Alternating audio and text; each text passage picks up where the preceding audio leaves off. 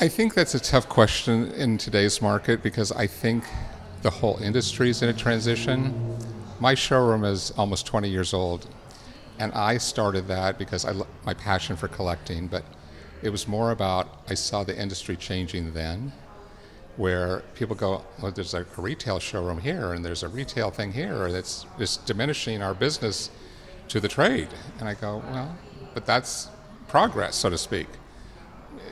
Industries evolve and they change, and here we are 20 years later, and everyone's talking about social media and retail and online, and I think it's time to reinvent ourselves again.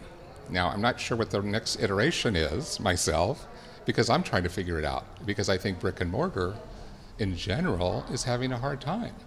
And I think trade shows are having a hard time. I think it's expensive for someone to come from New York to do a show, let's say a WestEdge show, and do a booth, transport their product, set it up. What is the return? Is the return great enough to do it?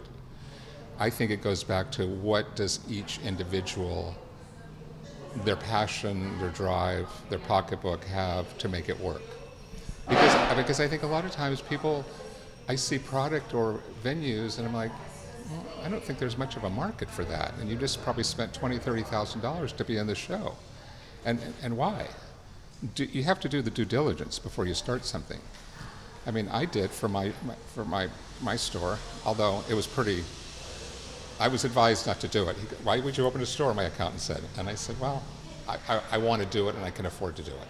And you wanted to. Time. You wanted to. But it was a different time, too. I don't think someone could open a store like that now unless you were really well funded. Well, isn't that the case with anything? Well, I think so. You have to be sufficiently funded because they're undercapitalized. Yeah. But that goes back to the whole thing about it's a creative world, and like you say, creatives are a weird animal, I think, that they don't think on the business end. They have, I'm going to sell pretty silk flowers, and I'm going to rent 2,000 feet of showroom and sell pretty silk flowers. I go, really? You have to stop and do the due diligence and mess with the numbers a bit and see if this is a viable thing to go to. I don't know. It's called common sense. I don't know. And I think in design and business, 75% of everything we do is common sense. I feel I am a weird character, and I look at things in a different way than other people. And part of me being different has been my success.